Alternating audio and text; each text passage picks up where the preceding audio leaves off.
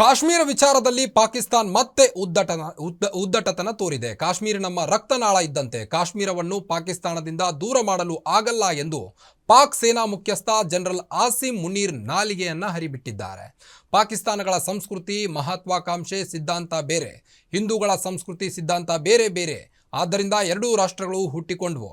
ಆದ್ದರಿಂದ ಕಾಶ್ಮೀರ ನಮ್ಮ ಅವಿಭಾಜ್ಯ ಅಂಗ ಎಂದು ಹೇಳಿದ್ದಾರೆ. Can take away the destiny of the country from us.